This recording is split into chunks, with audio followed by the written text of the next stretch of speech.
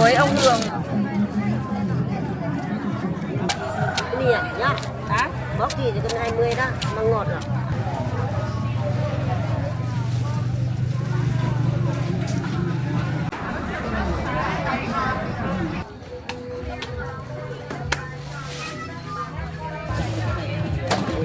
Đổ vào đây chưa?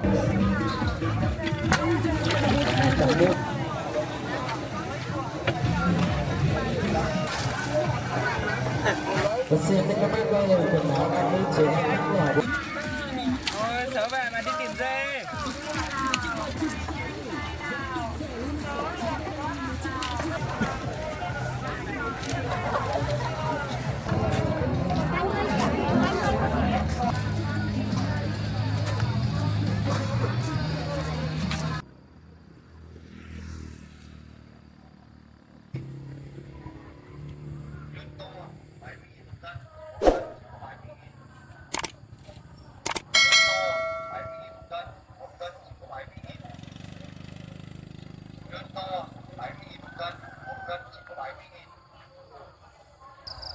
Lươn to 70.000 một cân, một cân chỉ có 70.000.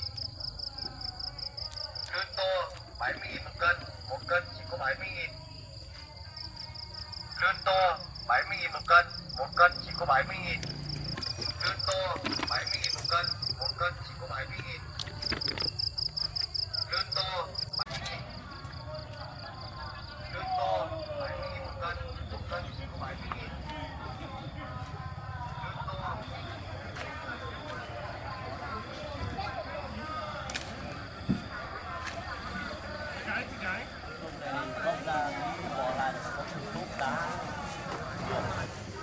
Thôi, công chèo thì bán đi em. Không, cái này em kèo phải chèo.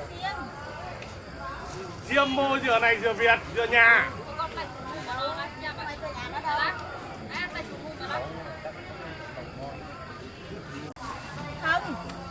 đây uống nước thôi. Cái này thì hết. Nhưng mà nước nhiều đúng không? Phải chặt từ một quả đấy. Cái đồng nào mà nước nhiều, dừa nhà em tuần trước nó dày cùi rồi, nó thịt được rồi.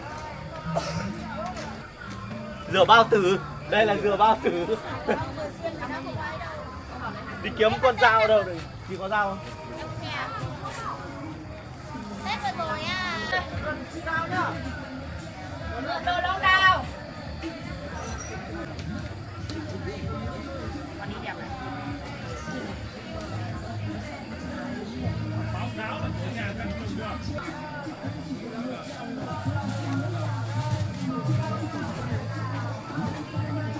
Cô lấy 1 cân luôn nha. Cân mốt 1 cân đi ạ. 25.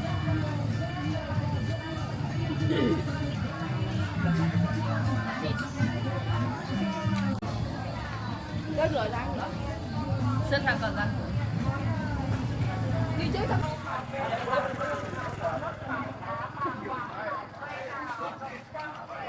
1 cân ạ.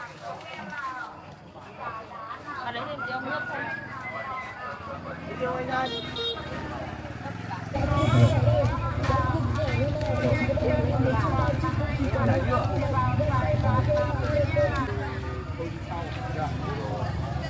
Mấy lần đi rồi mà.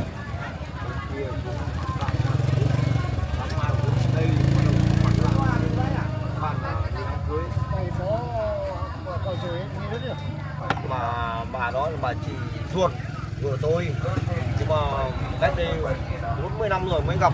Đây là bà Khả chị. Bà Khả, nhưng mà bà cũng mất chồng rồi. Mấy đứa em dễ nữa lại gặp luôn hôm đó. Ô cũng hay thật. Đúng. Làm gì à? Ô, cái cá, bạch nó ba cái nào? Đi vô đi.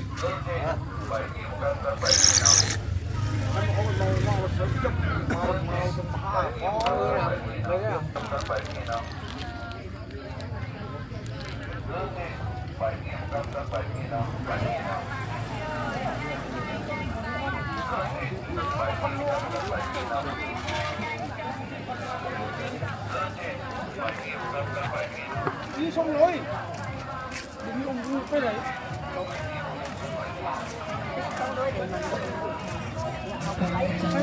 Một nước trường. con đâu chết chỗ nữa mẹ của sư đi hưa con áo đi hưa này chạy hồ phải mà tao đi ôm mùng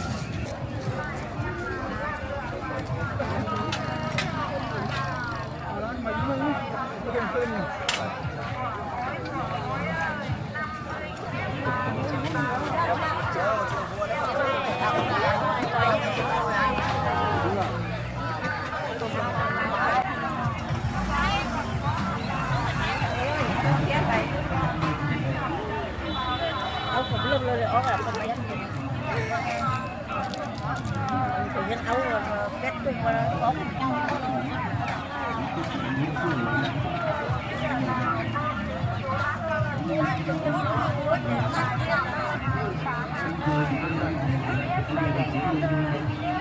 เราคุณก็ได้ก้อนเดียวคุณก็ได้ก้อนแต่มันมีพื้นนั่นแหละ เดี๋ยวbà ơi nhanh chân nhanh tay là việc nhá đi nó không kịp đấy cái này làm thì sợi bột đấy cháu ạ cái này không phải máy bóc làm nhá người ta tay người ta làm sợi một này đó người ta làm từng sợi một đấy li ti đấy kỳ cung lắm dệt bằng cái cung dệt đúng không? người ta làm tay người ta theo đây này mà người ta làm đây này làm cái này một chia chỉ này kỳ cung lắm cháu ơi kỳ cung thật luôn đấy ngoáy cả cổ luôn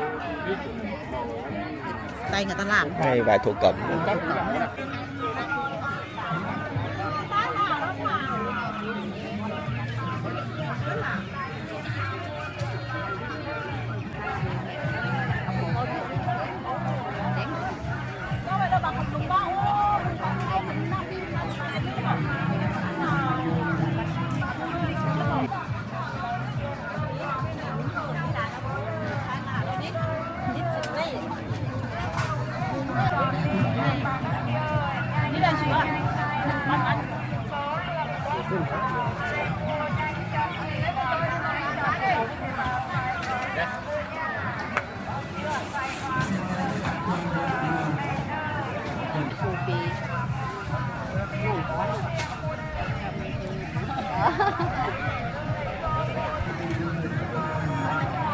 quay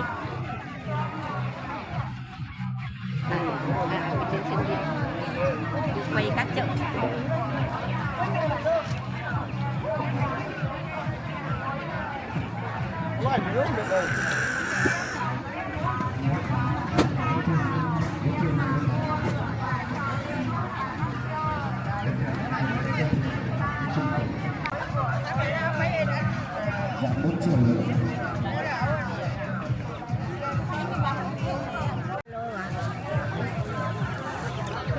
lắng học bài từ sơ đó cũng được sơ à áo màu nữa nè rồi bà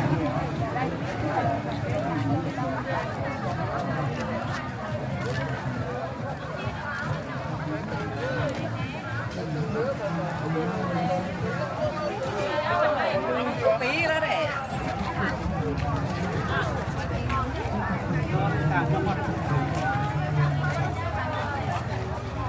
Mama em việc rồi phải thế nào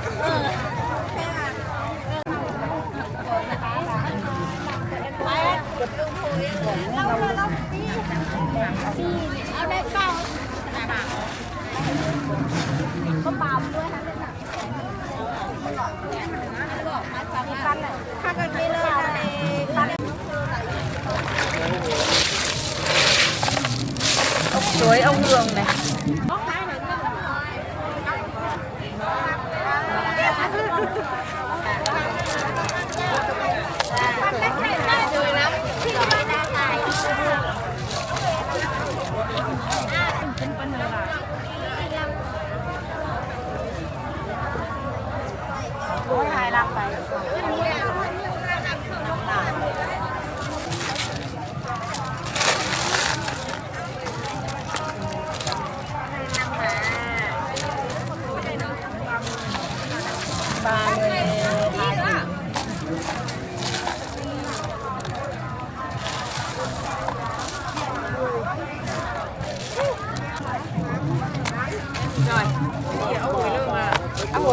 ล้างต่อไปไปล้างใส่tiền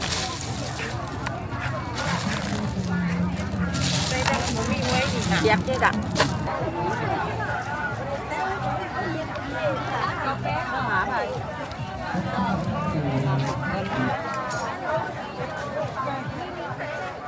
tôm ra đây có 7 điều này sẵn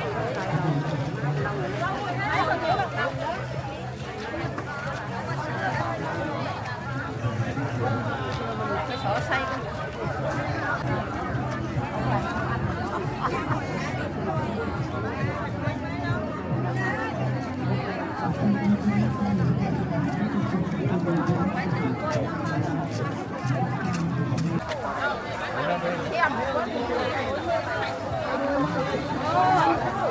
đào tôm đào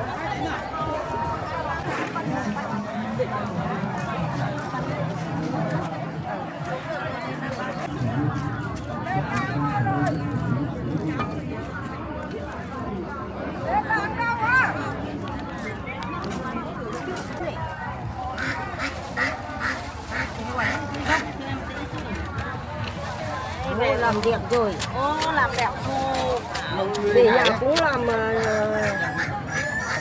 anh nhìn túi nhìn 10.000. Thế chi nè nhá. hả Bóc thì cần 20 đó, mà ngọt rồi. rất em không lấy đâu nha 10.000 mà bên bóc Đó, bóc ra thì cũng thêm một tí chứ. ô trời ơi 10.000 là đắt đúng rồi nha Nhà cũng chia cho em chứ. nhau phẩm cái bộ đạo Ngọt lắm là cái nè. Cắt đầu thì cũng có rau bì đó. nó là thấy chuyện vừa làm con sao bóc đấy Lúc hàng không đi biển được nhỉ? Chết. Được mấy cân. Từ đi. Anh có đây anh ấy không vừa lắm ạ. Anh ấy không vừa lắm. 3 cân 3 cân tròn. Cái gì đấy không?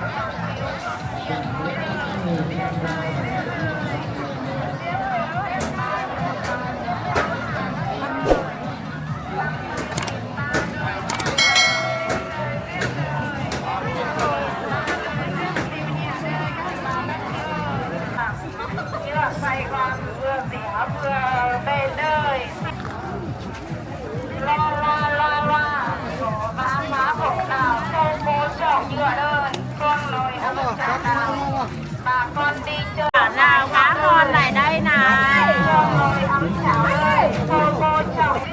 Chấm hả? Từ 50 em ơi.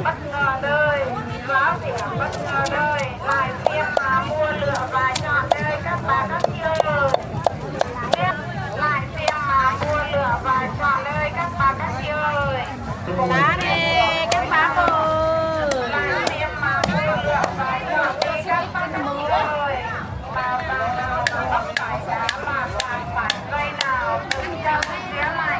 Nghìn một ra đây đi.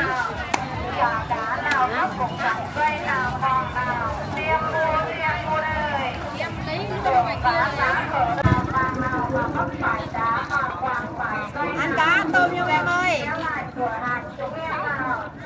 Trời lấy 235 rồi tôi lấy 24 đi. 4 lấy 24 đi. Đừng có 5 hào chứ mày. Chị có lấy cái tôm chết đâu, tôm chết chỉ có 20 thôi mày. Chị lấy cho 24 này hết cỡ rồi. Được 5.000 chứ mày. Dù cái nước đi chị đâu mà em sợ. 1 cân thôi chị. 1 cân không, nhặt em con to. Em nhặt.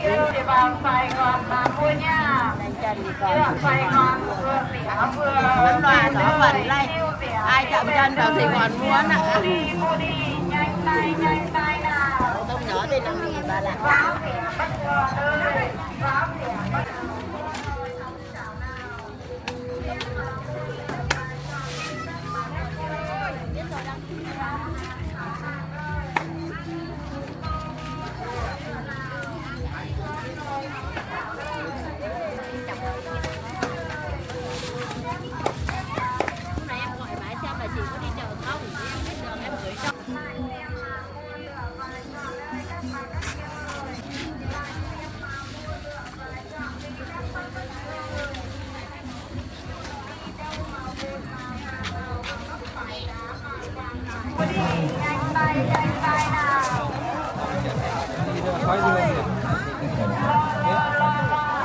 làm thì khai cho lên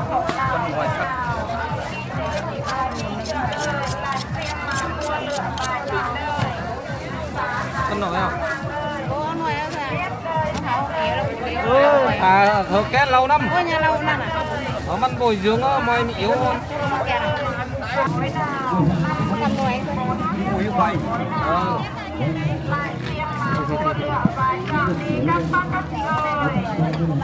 Cái con này là cái xịt mía này mà. Tùy lắm nào. Đúng là tùy chút rồi chú. Có chút đó đấy. Mình mặc cái bao nữa này. Vượt đi đây hả? Ui xong cái hộp đó.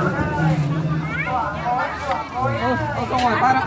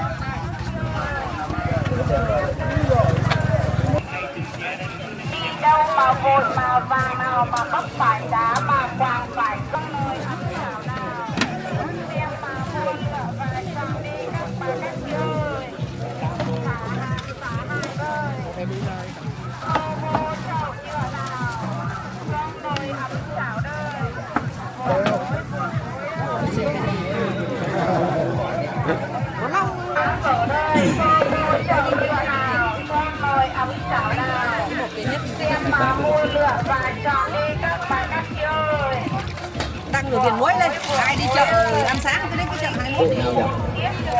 Chặn cái này thì cô em đấy thì Đổ vào đây chưa? Đổ bột chưa đây?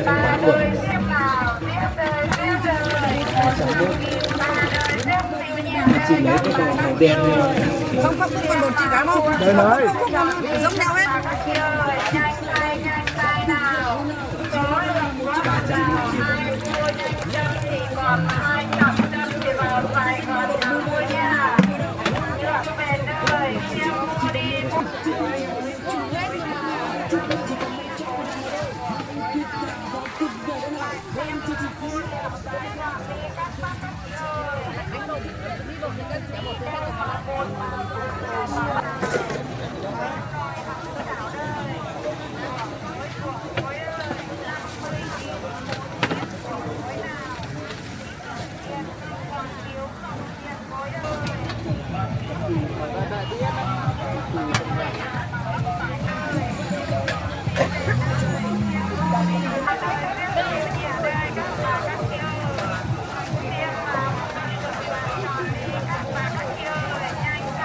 Lấy đi, đấy là cái mình dùng như này.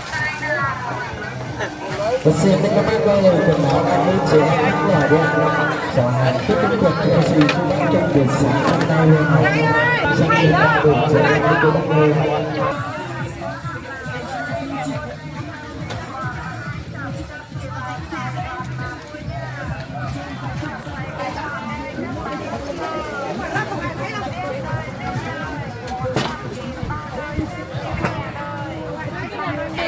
Đi đến đồng bào là mình cũng sống này.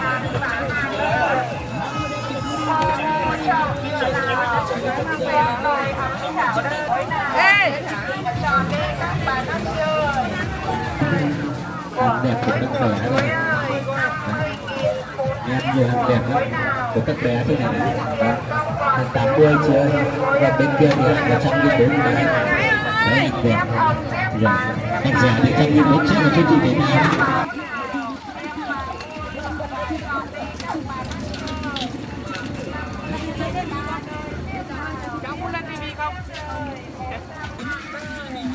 Trở về mà đi tìm dê.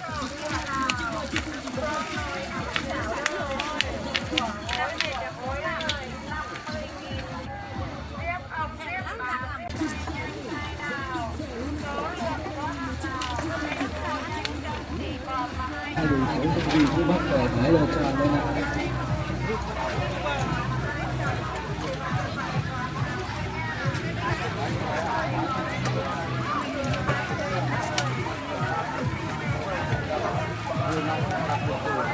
Cái gì bác ơi?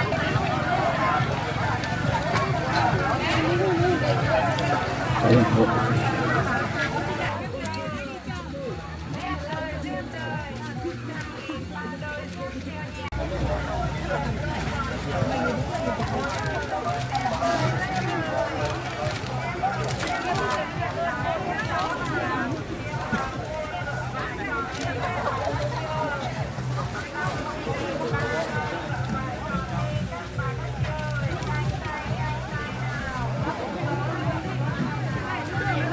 Mới dán xong này.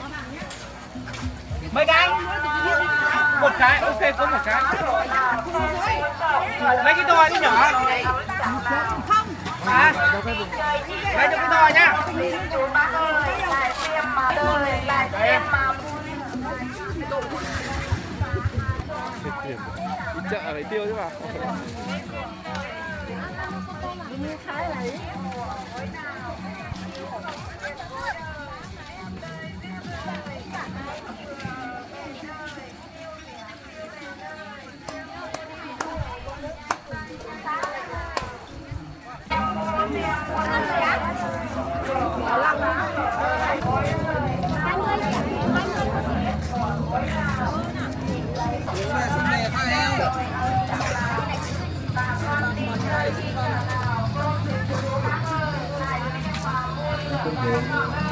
Muốn đời, muốn đời.